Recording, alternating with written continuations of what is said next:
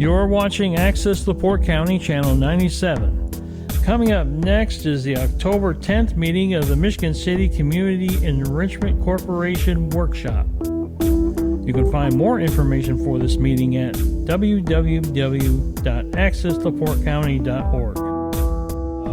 The important thing is that we just give you the basics and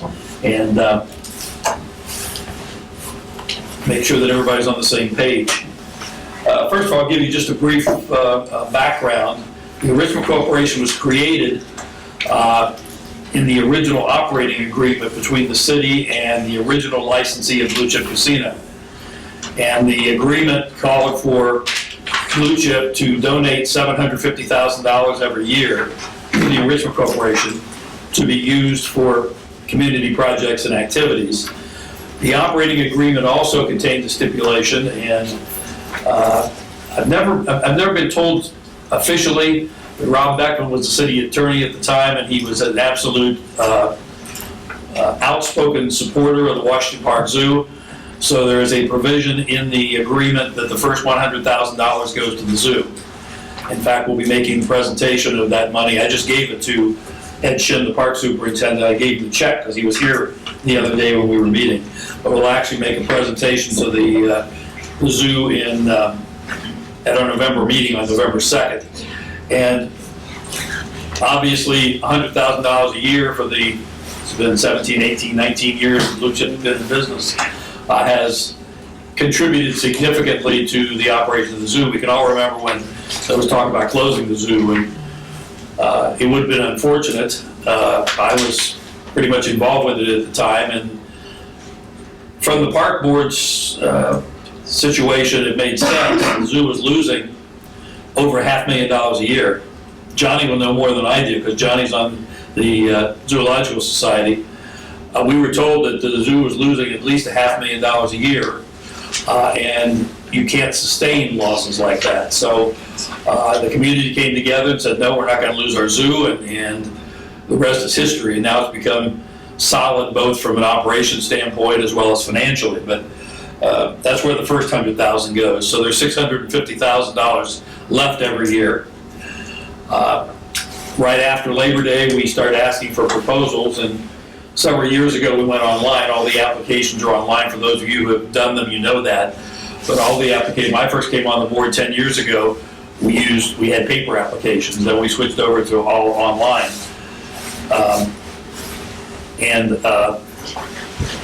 We will cease operations right after Thanksgiving.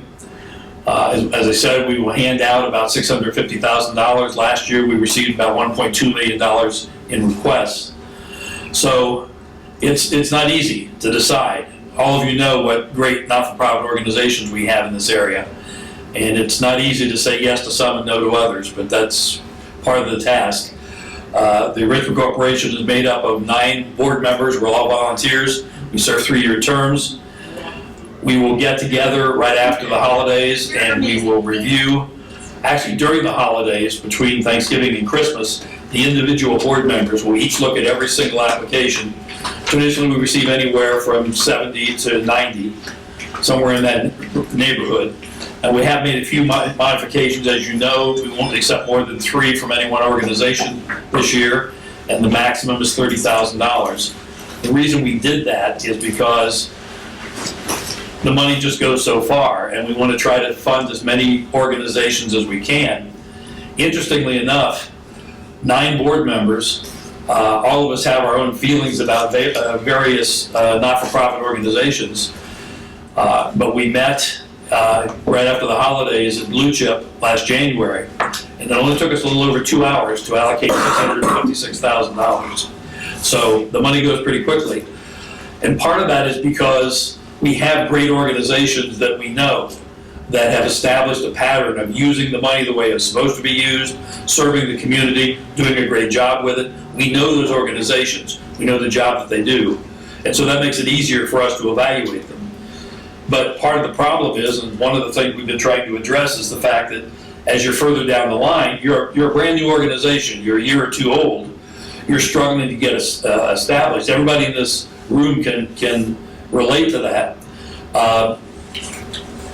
we don't know you as well, so maybe we're less reluctant to fund your project. And that's not fair to the new organizations, and that's not the way we establish new organizations, a solid organization. So we're working on that. We're actually going to stop partially through the process this year in January and evaluate where we are and go through the list of the remaining applications to make sure that there might be some additional ones that we want to talk about. But during the holidays, what we will do is, generally between Thanksgiving and Christmas, is each board member will individually review every application. If there's 82 as there were last year, or 90, or whatever it is, we'll read each one of them. We will rate them on a scale of 1 to 4. And then all of that will be compiled from the 9 board members, and a list will be compiled from the highest to the lowest. That will be the guide that we'll use when we do our deliberations in January. Because obviously if 9 board members think that a citizen's concern for the homeless or Stepping Stone or Dude Work or whatever is up here, then we'll start considering those organizations that rate high, and we'll keep going down, literally, until we run out of money. And that's basically how the process works. Pat's going to talk a little bit about the process. As I said, I think everybody in the room knows we do them online now. With that, Pat Harris. Well, first of all, Craig Hinchman is the only board member who's here right now. We have a 9-member all-volunteer board, as I mentioned. We all serve 3-year terms. I served 6 years on the Enrichment Corporation, then stepped away, and came back almost 2 years ago. And I'm in the. I must have assumed somebody else's terms. I think my current term is up in March, but we serve 3-year terms, a maximum of I think it's two terms, and we have to be off the board for 3 if we want to come back. So anyway, that's just a kind of a thumbnail of what the Enrichment Corporation is about, how it came about, and so forth. And with that, let's get started. As I mentioned, this is Pat's first grant cycle as well. So she's going to talk you through some of this stuff. She spent a lot more time with Catalyst Marketing that prepares the online applications than I have. But if there are questions for whatever reason we can't answer, we'll make sure that we note those, and we'll get back to the organizations that need the information. And with that, Pat Harris. Okay, great. Thank you. Craig, did you want to say anything before we get started? Because I know you were a part of the process last year. Just anything from a general standpoint that you've observed? Or You took my job away. I just had people sign in, so I'll let you go ahead. I told you graduated. But it was Craig's first cycle last year, and it's interesting when you go through it the first time. Again, a lot of us know the organizations, we know the people that are involved, and it's hard to objectively evaluate them and say, yes, we know this is a great organization, but we can't give them the money this year for whatever reason. The final thing I will say is we do have reporting requirements, as many of you know, and we feel very strongly about that. We don't judge organizations. I actually addressed the Indiana Gaming Commission about this. They asked me about this question several years ago when I went down there with Clarence Halls. We don't award money to organizations. We award them to projects that are overseen by organizations. And we were asked about multiple applications from organizations, and again, that's difficult as well, because where do you draw the line?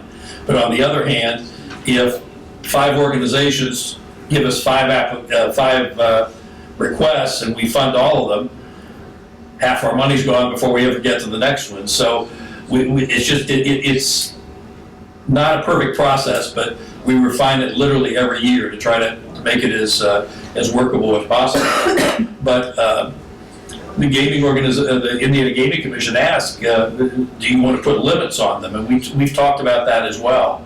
But we figured that's what we're here for. We're here to evaluate the projects and to decide as best we can how the money should best be allocated. So at this point we have it. We did put the minor limits of 3 applications maximum. We ask you to rate them. Because again, if we have, in the past, we've had sometimes 4 or 5 or 6 applications, we don't know how the organization feels about which ones are the most important to them in terms of funding. Sometimes your funding sources for some projects are different than they are from others. So we've asked you to rate them this year from 1, 2, and 3. That helps us as well. And then a maximum of $30,000. Jessica, do you have a question? I did, because you're asking us to prioritize, I know the Salvation Army is one of those organizations, and there's several in the room that have more than one program that are funded. Yep. So to help us prioritize and to narrow it to 3, can you talk a little bit about what it is that the Enrichment Corporation prioritizes as what you're looking to fund?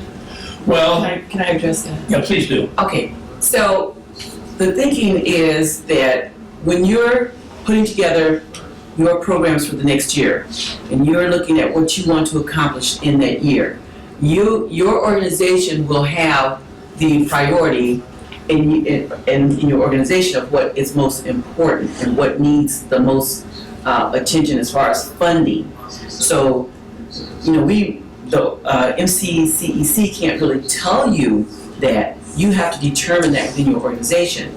And what you do on your application, when you give that project title in there, because there's really no place, we've been trying to work with Catalyst to get something to put a little priority in there for that. But when you put your title in, you have to then, I was gonna make sure everybody knew this, is you gotta put priority 1 behind it.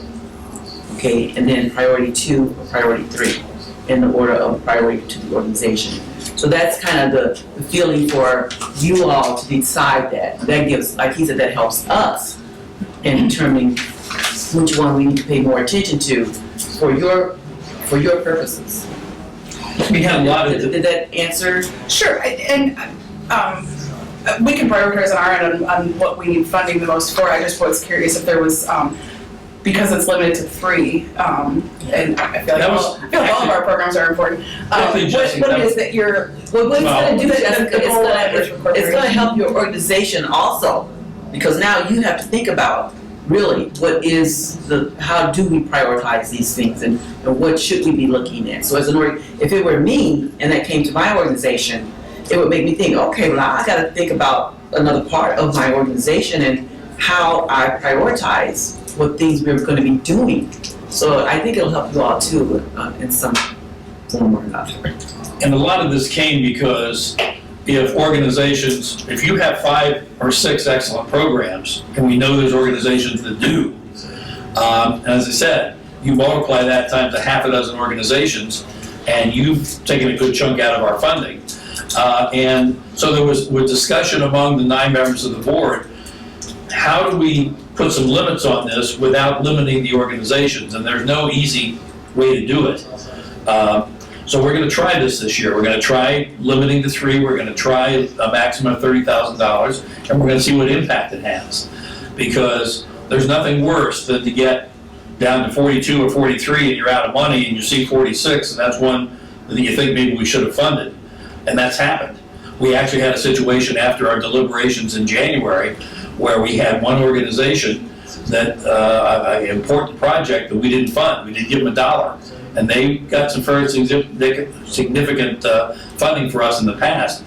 Fortunately, we did have a situation where we had a little more money after the allocations than we had anticipated, and we had one grant fund that was returned. So we were able to give them partial funding, and we did that at our board meeting in March. But it's not easy because you only have so much money to allocate, and then you're done.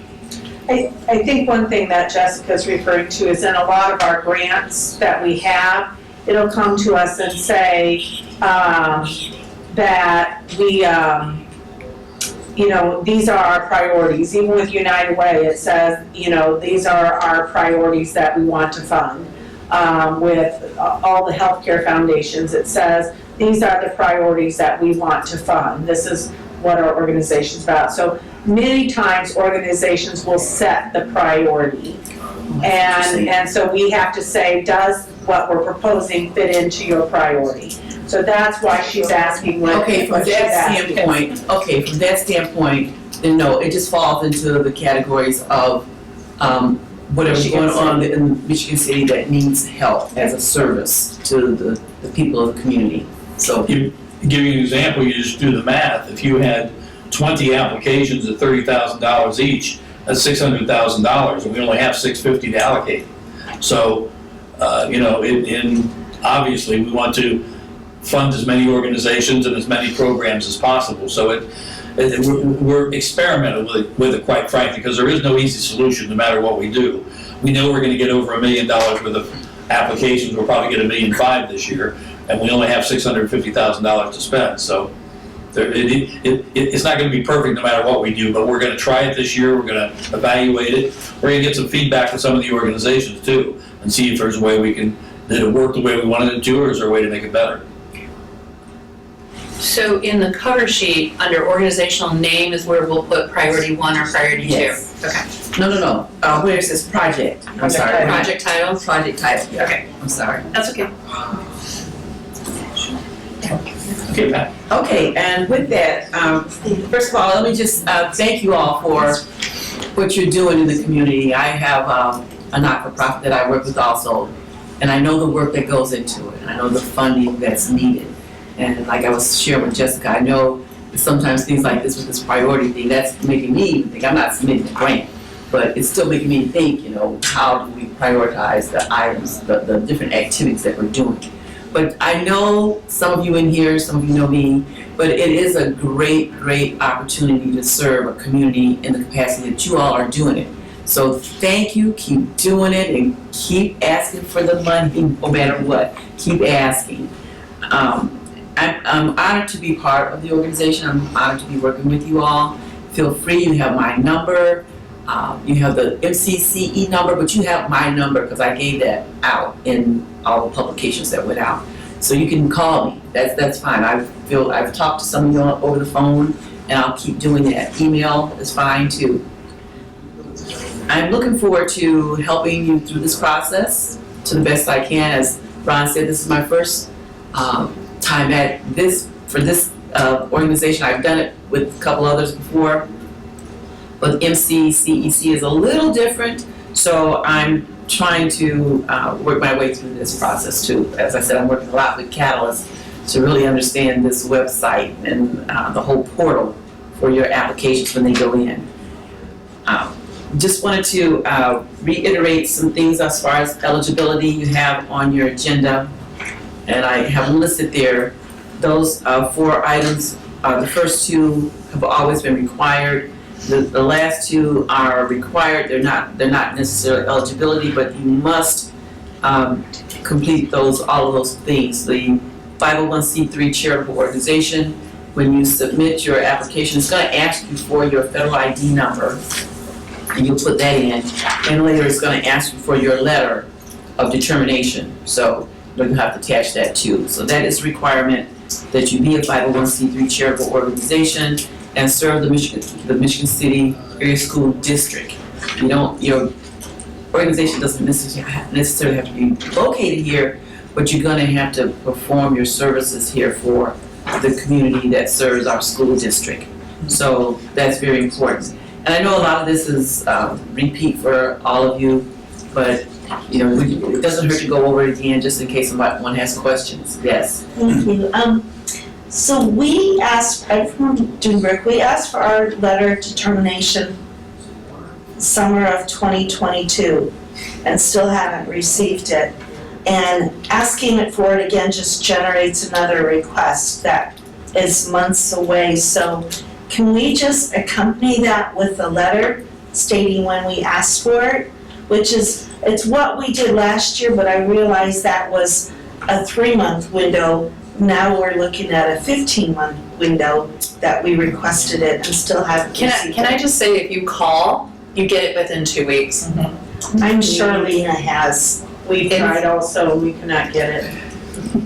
I'm not familiar with that. I'm not familiar with if anyone's ever They're so far that kind of behind. problem before. Yeah. They even put it on their website It's most of bad. the time. Yes. They're this It's far not the behind. original letter of determination, Right, it's Just just a that redetermination. I think it's called. MCCEC asks for a redetermination every year, and We I asked for know, redetermination? yes, yeah. We do? But I think last year you said we could just go back to doing our normal letter of determination and didn't have to do the reaffirmation. Didn't you say that last I year? think we had that problem last year, and I think. Because that's so what we did as many a of us result. have. Okay, because A I year agree with that. Yeah. Yeah, I would think the original would be, Well, the idea is the original, in some cases, the organization's been around for a very long time. And just because you were designated in 2012 doesn't mean that you're still a viable organization or that you're still, In good that you still have that well, certification. but if you file your 990s, that means you are, because if you don't file your 990s, then you wouldn't be. So, and the 990 is part of this. I would think, The 990 is not part of this. No. Has not been. I feel like it should be with our audits, but I'm always confused by financial statement and year-end statement. okay, let me look. There are some non-990s that are not or there are some nonprofits who are not required to file a 990 by law. They're Oh, not I see, required. yeah, I see. So then, I think last year you just said because the IRS was so backed up that we could do the most recent one we had. I think that's the accommodation. We should make sure we go over that at our November board we meeting. did, yeah, that needs to be. But I still think we need clarification on financial statement. Is that a review audit by a CPA? Okay, hold on one second, because I want to make sure we're Okay. at this 501c3. I want to make sure everybody's understanding what we're going to do here. Most So recent. for this year, we're going to allow them to do most recent. Is that what you're saying? Because when it comes in, I have to take the applications and look at it, right? Again, last year, we accepted some of the original ones because they didn't have, so many organizations didn't have the updated.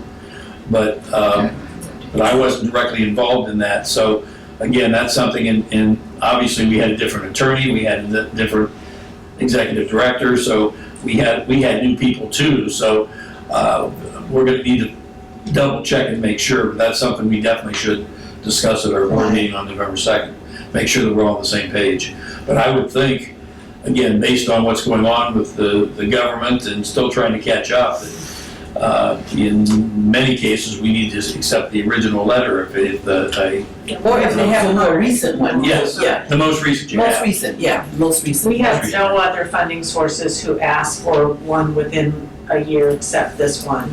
So Yeah, that's not common. So I think asking for the most recent is what we commonly get from all of their funding sources. No, that's something we definitely should discuss. Got it. Again, I wasn't involved in that. Yeah. Oh, okay, all right. Good question.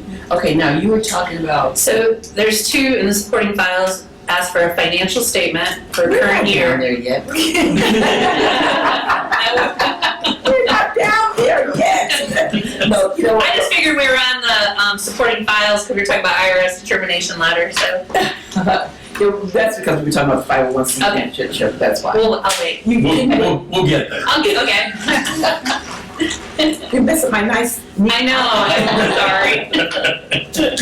Okay, okay, just clarification too on the date, due the 30th at 11:59 p.m. And all questions must be answered and all requested documents included. And we will clarify the most recent for now, and the board will meet the first Wednesday in November and just make sure that that is acceptable by the organization. Okay, now we can go over the grant sections and yeah, I guess we're okay with time. So we can go over this, and feel free, as you're doing now, just ask questions as we go along, okay? I think that's the best dialogue to have. Okay, the cover sheet you have there, this is the grant application, and we're just gonna go down through these sections. The cover sheet is just pretty standard. I don't know if anybody has any questions about anything on the cover sheet. Over here, Pat.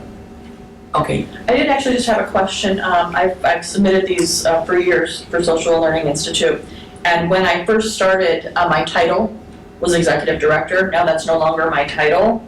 Is there a way to change that? Because this is auto-generated. Usually your contact information is auto-generated each year. you should be able to edit your profile on your. Okay, last year I wasn't, and that's why I just wondered if that was an update, if it was I'll able make to. sure. Because last year I was told if I wanted to change it, I needed to just start a whole new Oh, thing. no, I thought, no, no. Shouldn't then have I to do lose that. all my history, so I was like, I really didn't want to do that if I didn't. No, shouldn't have to do that. I'll make sure with Catalyst, but there should be an edit, there's an edit button, I'm trying to remember where it was so I can tell you where to get it. Because I went out there and played with it for a while to see how it would work if I was submitting a grant. And I think there is, I think there's an edit button. You have to- Okay, yeah, because I haven't started my application yet for this year, because I didn't want to get It's into like it at and the then have to bottom start a new one. of that page. I think it's at the bottom, and it's a little gray, I think it's a little gray button, you have to click on that. Okay, perfect. Anyone else? Okay, and then the next section is just the amount requested, and, you know, that's, now the limit is 30,000. And then the brief summary of your request. Now, in your summary, I would just encourage all of you, it's supposed to be brief, but to really highlight the strengths of the program when you're doing that. That's very important for the board members when they're reviewing it as a summary to kind of pinpoint what you're really looking to do in this proposal or in this program. Really highlight that and really build on that in your summary. Yes. In the past, we've been told that if we did not list what we were gonna use the money for in the summary, that we couldn't bill that, even if it was mentioned later in our budget. So is that still the case? Well, I know that, and again, that was something that Sue Webster, our longtime executive director, took care of. But we are sticklers to make sure that whatever you apply for, that's what the money is actually used for. Right? And we've had some situations where organizations, for whatever reason, used it for something else, and we've asked for the money back. Because if we're going to judge each of these organizations by the project that they're submitting, then they need to use the money for what they say they're going to use it for. So I don't know exactly where that comes up, but I can tell you that the board members individually are sticklers to make sure that if you say you're going to use it for a summer camp, or you say you're going to use it for ice cream for the kids, it better not be candy bars instead of ice cream. So, But I think her point is where it's being stated. where it's being stated. And because if it's stated in the budget, it's still part of the grant. And she said if it's not stated in the summary, but it is stated in the budget, then it's not gonna be considered. But even though it's in the budget, it's still part of what they're gonna use the funds for, which is where the board needs to decide. So I think the question is basically, do you have to do that? If it were me, if that was your experience in the past, I would do that just to avoid being, not included. Make sure that it's clear. Yeah, I would do that, just to make sure, because only Craig and Ron are here, there's 7 others that's gonna be looking at. Craig, I don't know, do you have some thoughts on what you would expect that brief summary to include that, if you were looking at it? I think the more documentation you have, it makes it easier. Yes, we know As you exactly what spell it out. the project is from the beginning. I think that does make it easier. And so, It's- again, we're gonna be going through 70 or 80 different applications, so, It's just a struggle when you say to have a brief summary, yet include yeah. all the Yeah. details. I understand. strings. Okay, not the details, but just highlight the strength of that program, of what you're trying to do, the maybe 2 or 3 top things, not that you're gonna be doing activity A, B, C, D, E, F, G, but that those activities are geared towards accomplishing something. And whatever that something is, that's what you're gonna put in your summary. I mean, you say something as simple as food pantry or summer camp, or, I mean, that makes it clear right there what you're using the money for, or, Right. But we did have this situation in the past where we asked for food pantry, for example. This is not Yeah. etched in stone, but for example, we asked for food pantry. And for us, that means to buy food, to buy equipment for the pantry, like a freezer or something like that, and to pay our staff to run that pantry. So that's what's all included in a pantry for us. But if we didn't say staff, then all we could do with the MCC funds is food and equipment, because we hadn't said it in the summary, even though the staff is listed in the budget. So that's where we struggled But I can before. tell you that traditionally, the Enrichment Corporation has not funded salaries, has not Okay. funded people.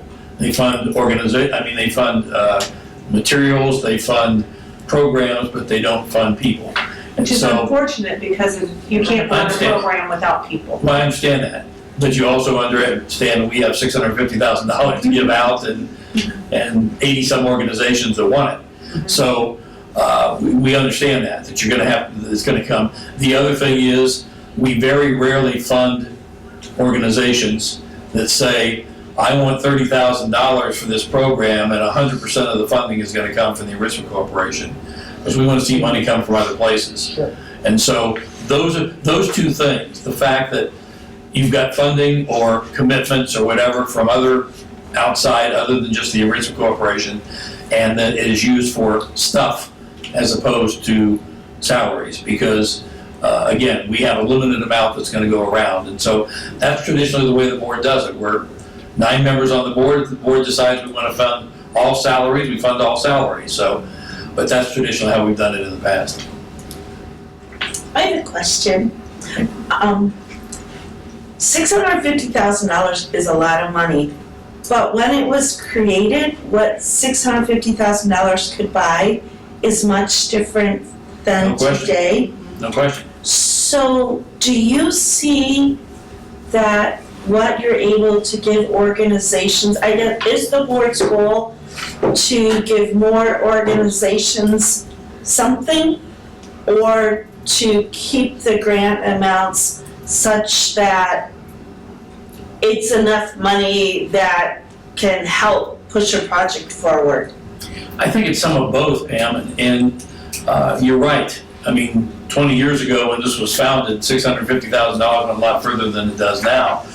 And we also know that all the organizations are looking for money, and you never have enough funding sources. But we can only fund so much. And if we are able to limit to some extent, I mean, I can tell you in the deliberation process, because I've gone through 7 of them. So we'll bring up Dunebrook. Last year, this was their project. Last year, we gave them $20,000. There'll be a motion to give them $20,000.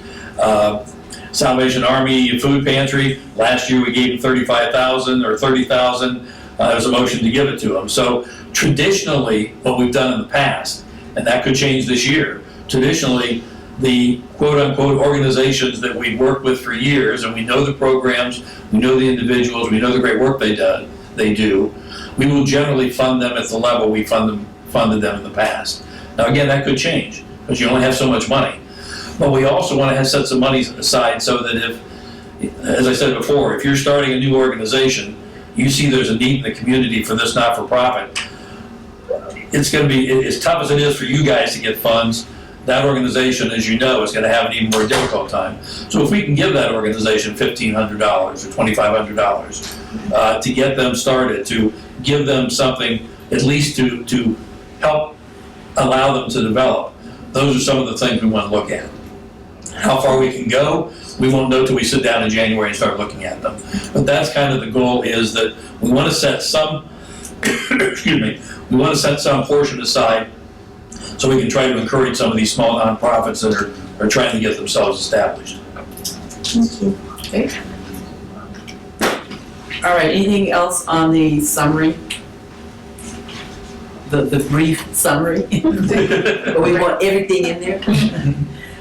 Okay, grant narrative. Well, and on that summary too, just real quick too, Pat, and remember that 9 members of our board are going to look at that. Yeah. Some of us may be familiar. I'm familiar with most of the organizations that are in this room. Craig may be familiar with half of them. We may have board members that don't really know much about any of them. And so the more that's there, the more it gives them to look at when they're trying to make their evaluation. So that's the idea. We're trying to take people that may not know your organization and tell them what you're doing. Yes. So I'm one of the new organizations that you guys won't know what we're doing, but so how brief is brief? Like, The character count is very brief. On all these, the character count is what's what's a character count? It's very brief. 2,000, it's about 2,000, some of them are more or less, but about 2,000 characters. Okay. Well, remember that we're gonna look over anywhere from 80 to 90 applications, and we're gonna read every one of them, so. Right, we understand why you have to make it. Sympathy, and I'm thinking whatever the correct word is, that you have a lot of these to read through. But the challenge on this end, if you look at the questions. How many questions? There's a lot of questions in one question to try to answer. Like, you have 3 questions. Okay. Per question. Okay, but And just for the. I want to just respond to that. Those questions are to give you some guidance. You don't have to answer all 3, but you should use, if you can answer all 3, I would do it. But those are to give you guidance as to what we want in that section. And that's why we're just gonna go down through these, so that if any 1 or 2 or all 3 questions are confusing to you, then we maybe can help you with them. So that's what that's for. And I should mention too, when we get together, hopefully everybody in this room will be funded somewhere, and that you'll be at our banquet in March at Lucha. If you have suggestions, that would be the time. Give us those suggestions based on your experiences with filling out these applications, because you know more about what you're facing than we do. And you can help us to decide, well, maybe instead of doing it the way we're doing it right now, maybe there's a better way to do that. So if you come to the banquet in March to get your check, come also prepared to tell us what we can do to make it easier and better and more efficient to make the process work, so. For instance, under organization, now those 3 questions, if it was me, I would try to answer all 3. But if you look at that, the purpose, that's not usually too long of a statement. You know, we usually have like a purpose or a mission statement that you can fill in there. The qualifications of the key staff, if you have an executive director or program coordinators or program managers, you can just briefly put that in there. And then the one that I see they may have a challenge would be the evidence. Now, if you have some evidence of your success, like your organization is new, I'm sorry, what is your name? My name's Stacy Garslan. I'm the director of Anam-Cara Counseling. So we What is it called? Anam-Cara Counseling. Okay. We provide equine assisted psychotherapy, so we incorporate horses as part of the therapeutic process with the licensed therapist. Okay, so you're a new applicant, but your business has been, Yes. your organization has been, okay.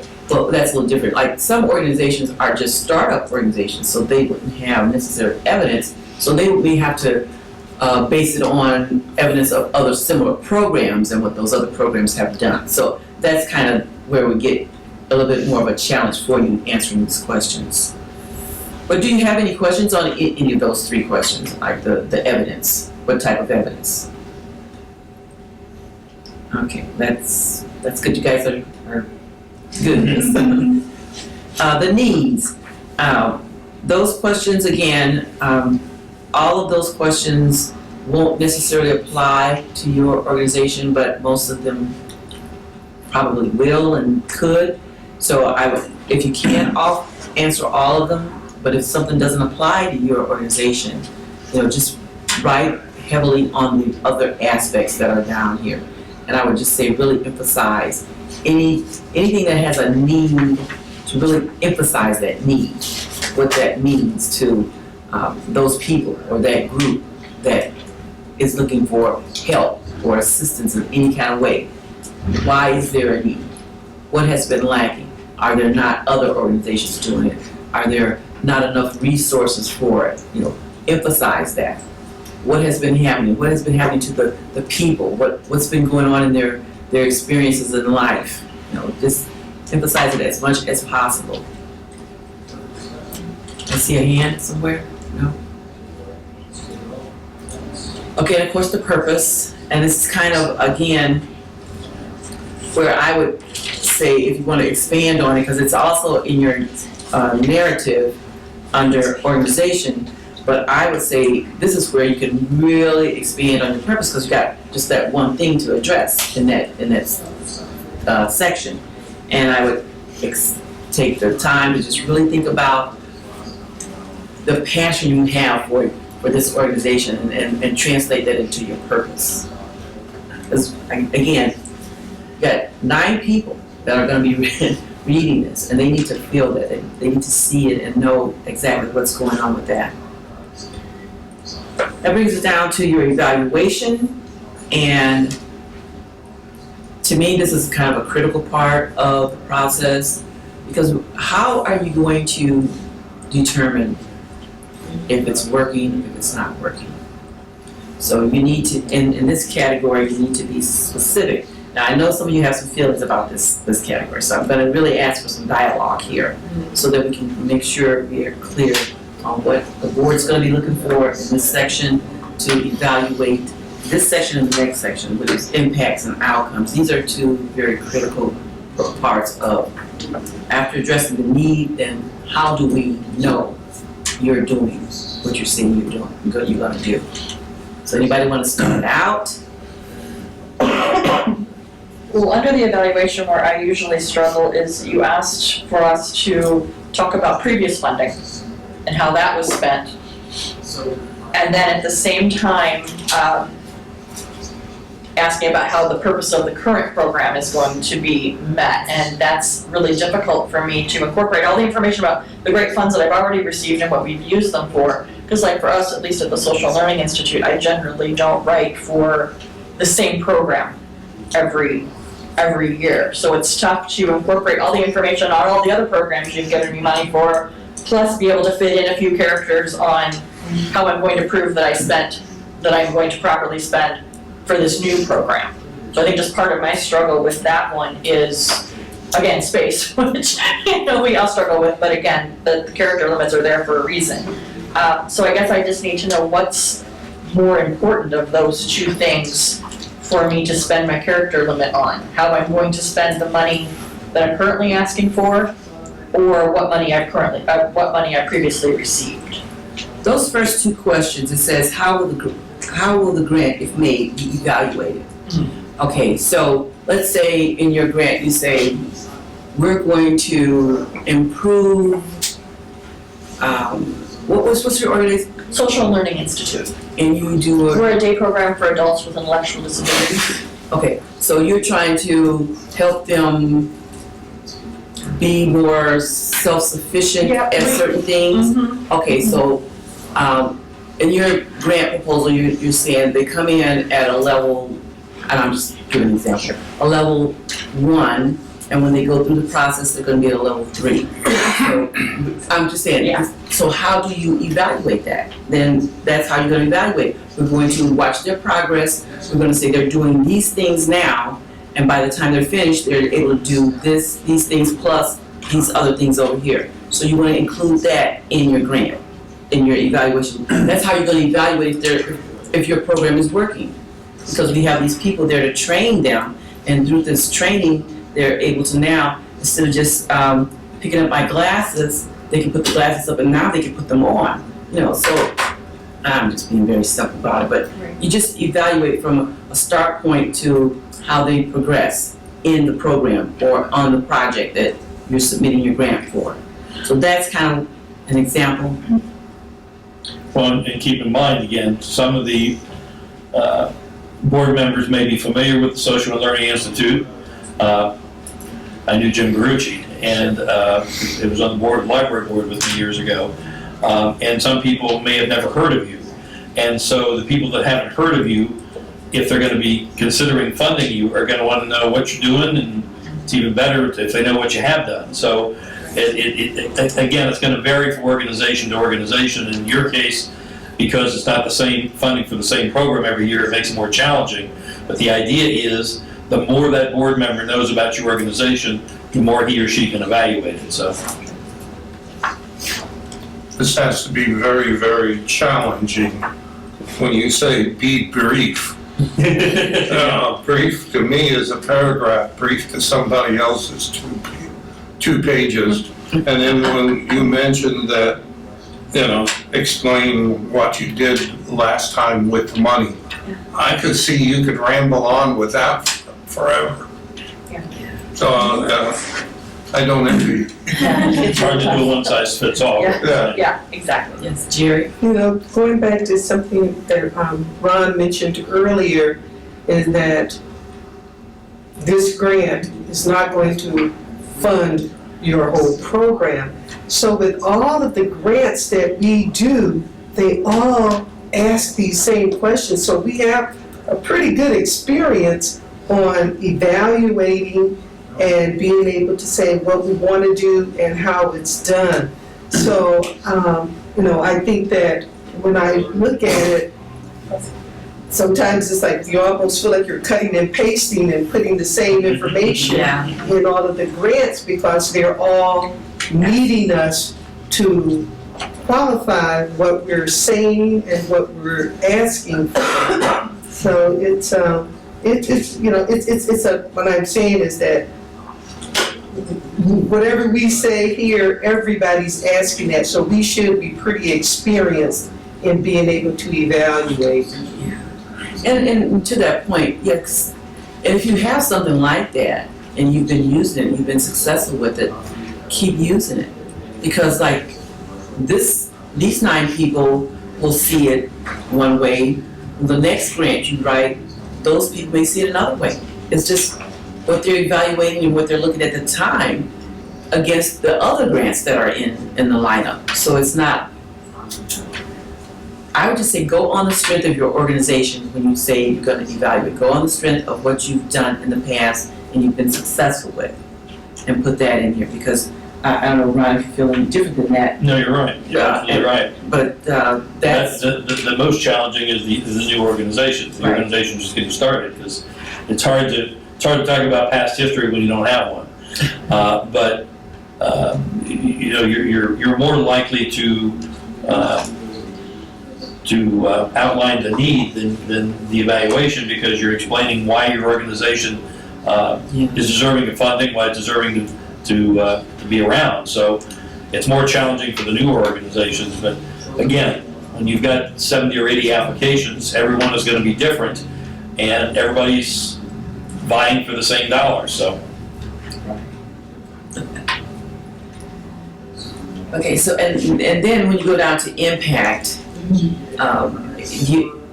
it feeds right into the evaluation. When you evaluate what you expect to happen, but what does that evaluation look like when it's complete? Was it successful? Did you improve the project 100%, 50%, whatever you set out to do? Did you do it? And how will it then impact the community?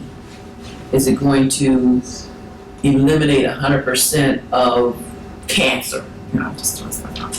Is it going to increase the performance of our youth in some way? Those types of things.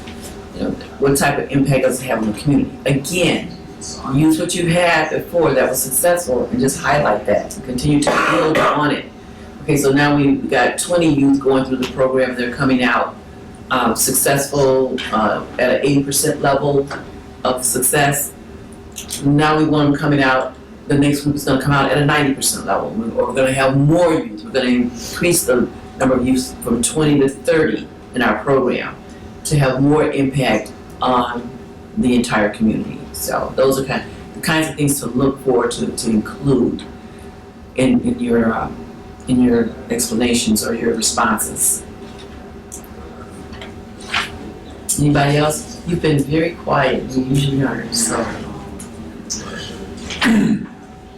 The Enrichment Corp grant, of all the ones that I think I speak for more than one person, it's the hardest grant to write because of the limitation of characters.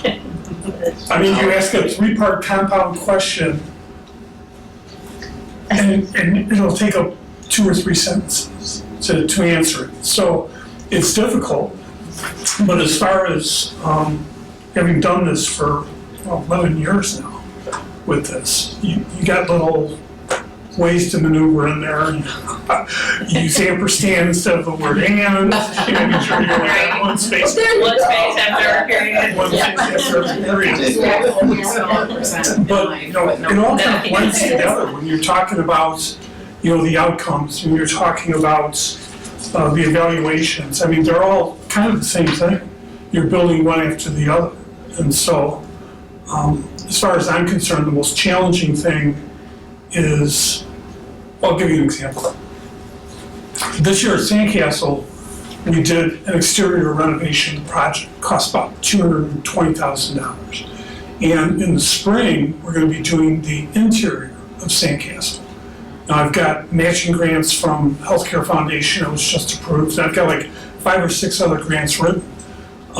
And I would like to use a portion of the $30,000 toward the interior renovation. But I would also like to use it for the nurturing parenting. You know, that comes in on Monday nights, or something like that. How do I work that into the budget? When I look at the budget, you know, Those almost sound like separate programs. Programs, Two yeah. applications. Two separate applications. where in the because- past I would have written 2 grants. But now we're gonna have to combine them, so that's gonna. No, not necessarily. No. You can submit up to 3.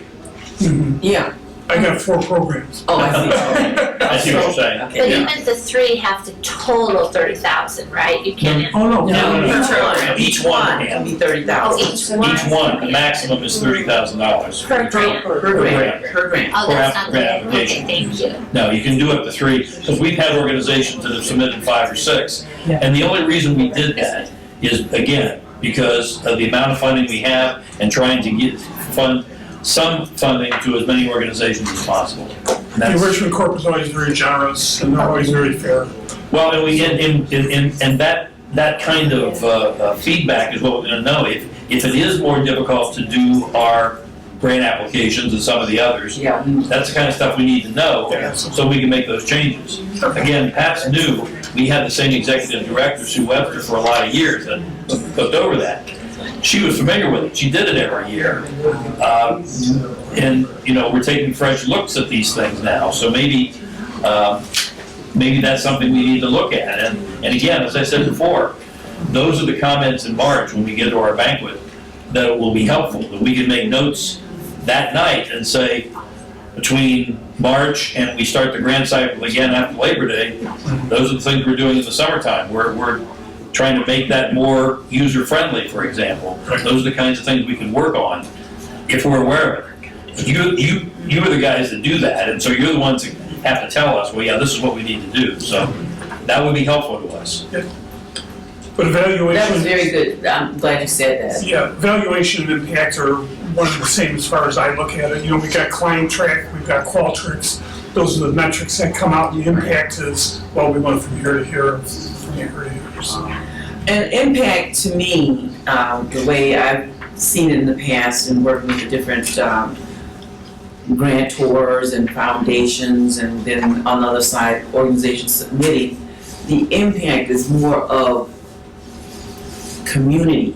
How is it going to affect the community, or if it's a school program, how it's going to have an impact on the learning process or the students. You have 500 students in a group. What's the total impact? Now, the evaluation is, how do you get to the point that you're going to have that impact? How do you evaluate that you're getting to that point? So that it builds on each other, but it is 2 separate things. I understand. Okay, all right. You know, the metrics are one thing, the impact is graduating people to permanent housing. And we increased it by 10%. Eliminate homeless, you know, we're trying to impact homeless or whatever, you know, those types of things. And just to piggyback off what Jim said, and I have put this in the comments in the past, but it hasn't changed yet. I feel like it's difficult to give full and proper attribution to our citations, because some of those characters for citation, it might be 50 characters long, and I know Stacy working in psychosciences, hers could be like 200 characters long. So if it were possible in the future, maybe just to have a separate references cited sheet, rather than putting it in the context of what we're writing, we could give full citations to everything. You know, even saying that LaPorte County has 110,000 residents, you should cite that. Even if there's a place for links, because a lot of that data is online anyway, so even if we could just like put links that support, that way we wouldn't have to use characters on it. Again, those are things, I would. those are that's something like Catalyst would have to do because they prepared this and obviously every time we make changes in it, it has an impact and it has a cost. And we're maybe fanatically aware of cost because every dollar that we spend to upgrade this application is money we can't give to the organizations. So we are fanatical about that. We actually had our attorney last year donated her time for almost the entire year, so we didn't have attorney fees. I mean, we look for things like that because we don't want to spend the money on paper clips when we can give it to Salvation Army. So. And that's a problem I think we have with every funder, whether it's characters or No words. question, no question. But not every funder gives us the chance to be face to face with them. So I appreciate that.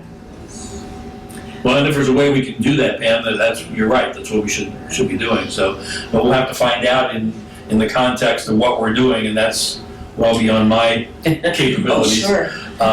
And what I'm would sure cost there's a me? way to do it, but it's just, like you said, it's a matter of what's it gonna cost to put that in there. But that is a good idea, because then that way you won't. Certainly something we can look at. You gonna say something, Jessica? You're I just want to make sure that conversation was done. We don't just have negative comments. I just want to say thank you for going to semi-annual instead of quarterly reports. Well, yeah, and again, the purpose of the reports are to make sure that organizations are using the money for what they say they're going to. And we probably were overly zealous in the quarterly reports, but we decided a while ago that, for a variety of reasons, that just made sense. The organizations know what we expect, and we've had And some of the organizations from what I've seen so far, you have a project, but it's only like 2 or 3 months that you're gonna actually have the activity. Yeah. And so, why have every quarter you have to report, didn't use the funds yet, no activity yet, no activity yet, no activity yet. So this way, you don't have to do it twice. And then we get a report from you, so. And it is more efficient, and nowadays, a lot of the organizations are going to semi-annual. But some of them are just going to annual. But I think this board feels a need to just check to see if there's anything going on that, you need to be aware of and make sure things are going along as planned, so it's not. just keeping twice a track year of is the not funds, bad. basically. Yeah. Just keeping track. Anything else? Okay. All right, next we have the wonderful budget that everyone loves so dearly. Now, if you've been doing grants for a while, I actually think this is probably one of the more straightforward areas of the process, because you do your revenues, you do your expenses, and you explain what the expenses are for and which other organizations or other sources you're gonna have revenue coming in. But I thought I'd put it on here just in case you had some questions about the budget process, because it's pretty straightforward. Just like you were saying before, you gotta make sure you put in there what the money is needed for, and it needs to coincide with that summary, the summary that you're doing for the use of funds. So I don't know if you had any questions about the budget, but I thought I'd just bring it up. Well, and interesting, we were talking about new organizations. We had an organization a year or so ago. There was a small organization, a couple of people, a couple of volunteers, and had a very difficult time remembering when you put gas in the vehicle, you have to get a receipt. If you buy a pencil, you've got to have a receipt for that pencil. And it took a while to this organization. We almost got to the point where we thought we were going to have to recall the grant, because all of a sudden it came reporting time, and what did I do with that receipt for that gasoline 6 months ago? But those are the important things, so we want to know that the money was spent the way it was supposed to be. So, it's probably more of an issue with the newer and the smaller organizations than it is the ones that have been around for a while. But it is important, again, because we want to know that you said you're going to use it to, Jim said he's going to use it for his external renovation, and you use it to build an outhouse out back, we want to know that, so. There you go. With a little moon on the door, so. There you go. Anything else on budgets? Okay, supporting documents. Okay, now. Now, my turn. So the financial statement, I always assumed should be a review or a CPA audit, and then the year-end statement. So I think we've always kind of struggled with what that, I've struggled, maybe not we, but whether to submit our CPA audit and the 990. Are you keeping like a QuickBook file? How are you doing your financials? Like, I am a financial person. You have a P&L statement and a Yeah, balance sheet. P&L. And balance sheet. And Yeah, it's- so a financial statement, you want it to be the balance sheet, and then the year end would be a P&L? Is that what you've been accepting in the past? Because some of the documents that I looked over so far, some of the documents were the QuickBooks, P&L, and balance sheet. And then if it's a certain amount, you have to have an audit. And if you have an audit, then you should submit your audited financial statement. Because under a certain amount, you don't have to have that audit, but you always have to do the 990. And that's either an e-postcard or the regular filing. If you do the e-postcard, that should be. Okay, so for the financial statement, are you saying use that only if it's an audited statement and file a 990 if it's like a review statement? Because that's what I heard. Okay, if you have an audited financial statement, yes, that should always be submitted with any grant. Because it just gives the people reviewing, more of an understanding of what you're doing. But I'm saying if it's under the threshold, which I think is still $50,000, you can file the e-postcard. Okay? And there is a difference between an audit and a review. Right. Right, Now, so, the review is, that's if you're over 50,000, but you're only doing a review, you're not doing the audit. Correct. So if you do the review, yes, you should submit the review. okay. Anything over the 50 should be either the review or the audit, whichever you have done. Okay. And then, thirdly is then if you're under 50, you're not required to do those because those cost a lot of money and let's just take money away from the organization. So you can do the e-postcard. But if you do the e-postcard, they send you that little verification document. That should be in here. Okay, now the year-end statement. Well, the year-end statement can either be your P&L and balance statement and balance sheet or a 990. If your fiscal year lines up with that, yes, it would be. Now, But if it's not, my fiscal year ends June 30th. I'm not gonna have a 990 to submit when this comes, so I would have to give you last year's, which means that probably a P&L for the year would probably be more accurate as far as seeing it. well, the year end then would be your P&L statement for December 31st. That's the year end. Because it doesn't say fiscal year, so I'm assuming that's how it's been done before. If it's year end, the year ends December 31st. It's been fiscal year in the past. It has been fiscal year, then we need to change that. It needs to say fiscal. That's a question I can't answer. Yeah, because you've always done your fiscal year end, right? That's what we've done. For the year-end statement?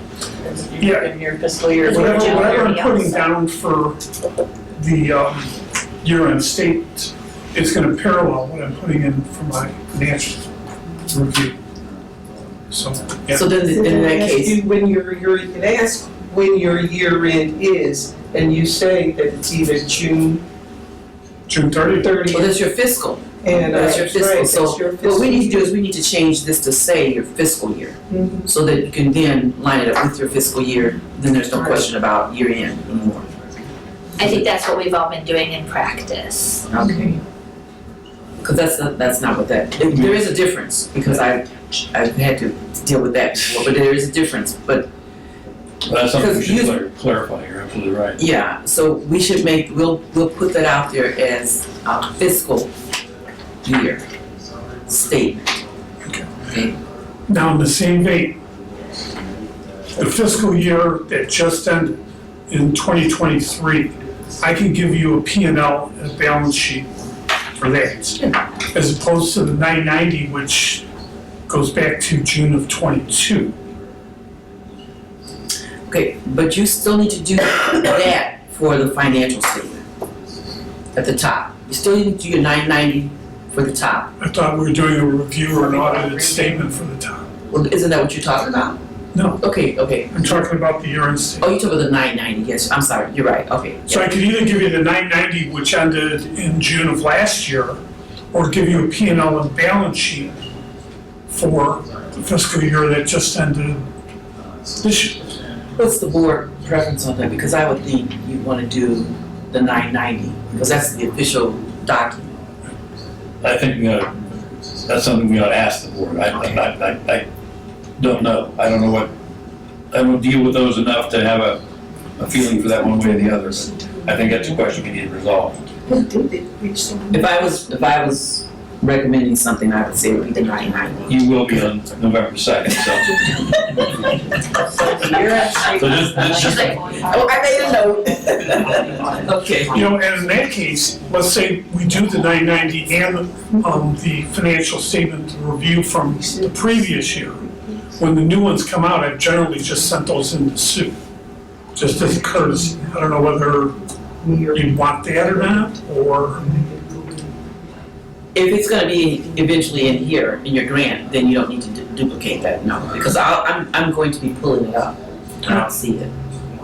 Because when I have to go in and do your reviews, or getting the documents ready for the board's deliberation, I gotta pull all that stuff up, and I gotta make sure everything is there before it even goes to them.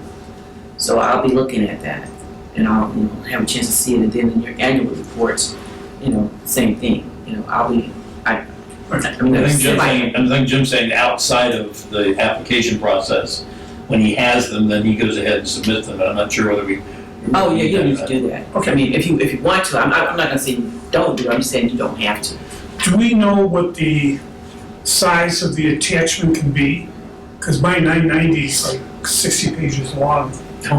You have to minimize it. I've had that problem with, I've done minimization, I've done all of these things, and it doesn't bring it down to yeah. the 2 ml or whatever. You should probably put something out there to say the file limitation. What size it is.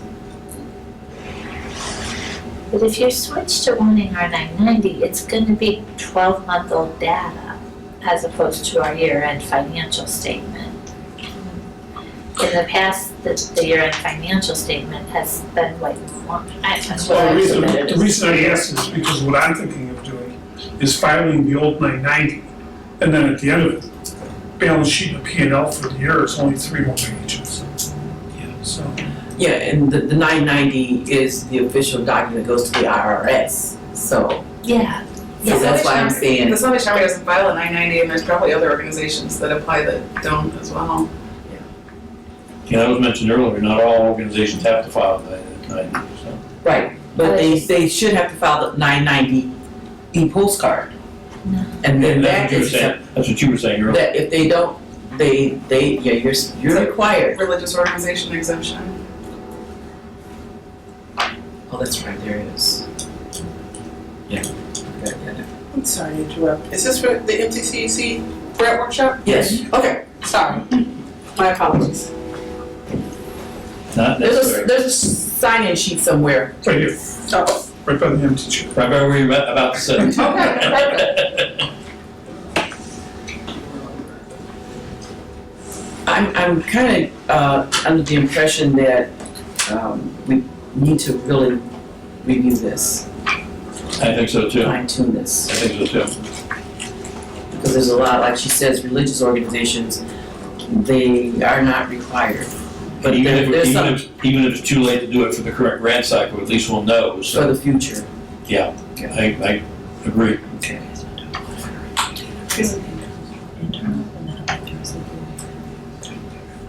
Okay. Anything else under supporting documents? Okay, great. Okay, semi-annual reports. This is where I will be spending a lot of my time. So, in your semi-annual reports, the This year we had to kind of do some adjusting to align the dates to coincide with the grant cycle. So you have the dates on there now, you know when they're due. The first one will be September 30th of 2024, if you receive a grant cycle.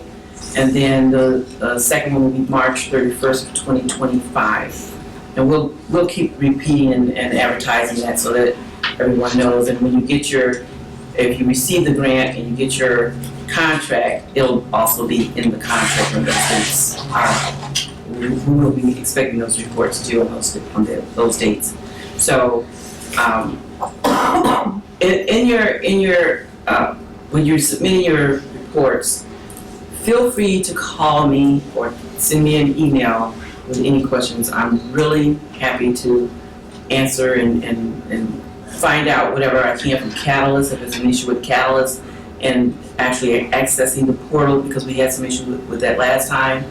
And sometimes it's just a matter of me not being familiar with it, because I'm still learning some stuff, and I wasn't able to have training and all of this, so I'm kind of working my way through it. But fortunately, there's enough there that I'm able to do pretty much about 80-85% of the job, but it's the other 15% that sometimes causes you guys headaches that I want to try to eliminate. So feel free to send me an email or just give me a phone call, and I will, if not the same day, I'll get back to you as soon as possible, try to take care of whatever it is we need to take care of on those reports, because those reports are going to be important. It's important to submit everything. Like Ron was saying, those receipts.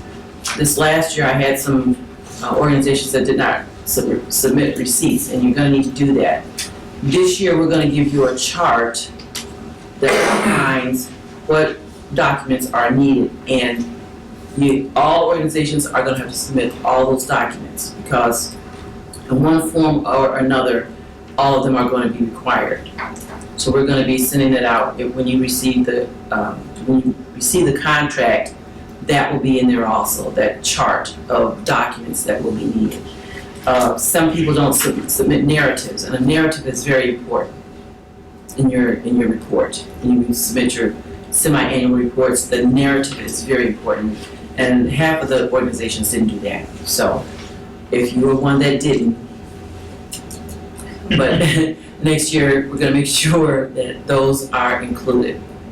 And if you don't, I'll be calling you and saying, hey, get me your narrative.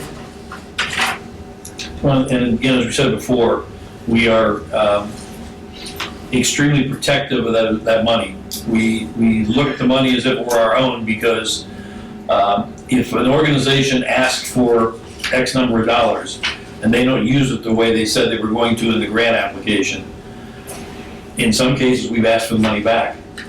We had a situation a year or so ago where an organization was given a grant, and then and I don't remember the specifics, but they weren't able to do what they said they were going to do with the money. So they said, we can't do that, we're giving the money back.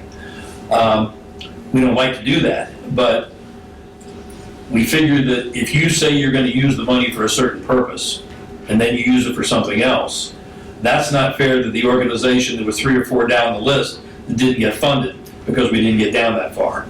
And so when we give you the grant, we're giving it to you because you said this is what we're going to use the money for, and all we're looking for is a common sense way to say to us, you gave us this money, this is what we used it for, we're going to let you know so that you know that we used it the way we said we're going to. And that's really what it's all about. It's documenting so that we can say very clearly that the organizations that we funded used it for the way they said they were going to. And we haven't had a lot of those, but we have had some.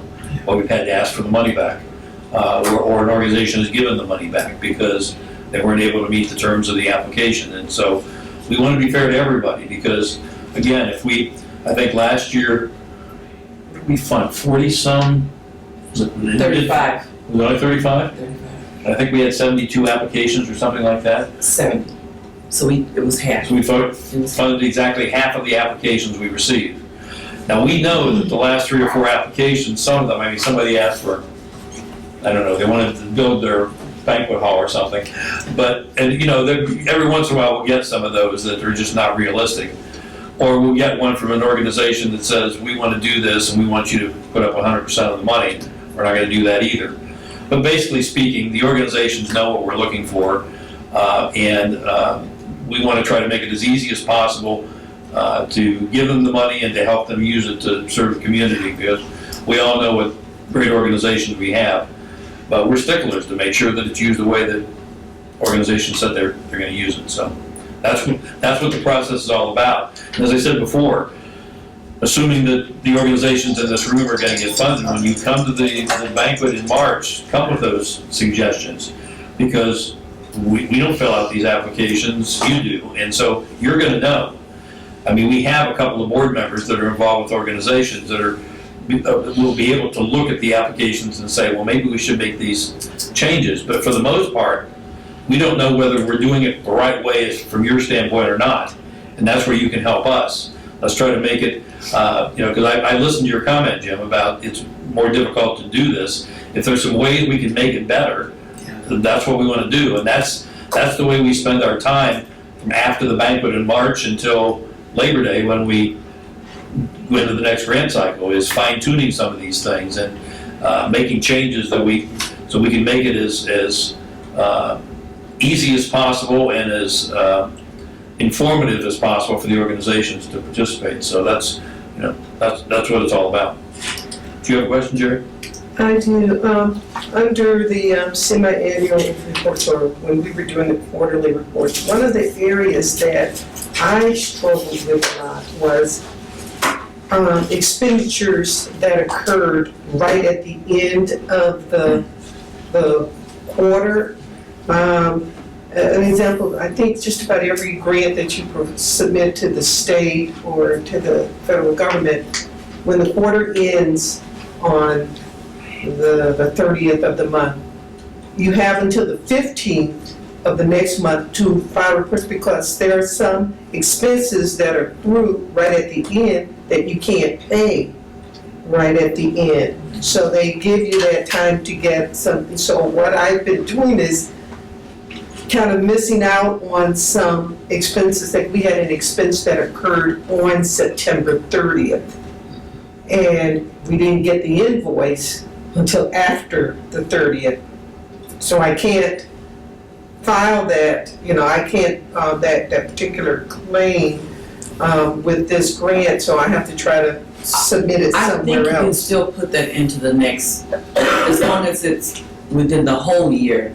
I think you can still put that in to the next one, just put an explanation in there with it. Because I'm gonna be looking at that, and if I see that explanation. Well, I think Sue was kind of a allowed stickler to for that, and sometimes I think overly so. No, well, I won't be. If it occurs like that, because I understand that, I really do, Mhm. because it happens, Oh, it's a very. So but I need the explanation, Mhm. and then that way, the next reporting period, I can use that to say, yeah, this is the expenses that happen there, and then I can say with that report that, yeah, you're in good standing, Okay. because everything is still documented. Because we want you to spend the money for the program, and if that's what you're doing, if you do it on the 30th or you do it on the 1st, Mhm. we're not gonna, haggle with that. I'm not going to. Well, That's and the we board makes me.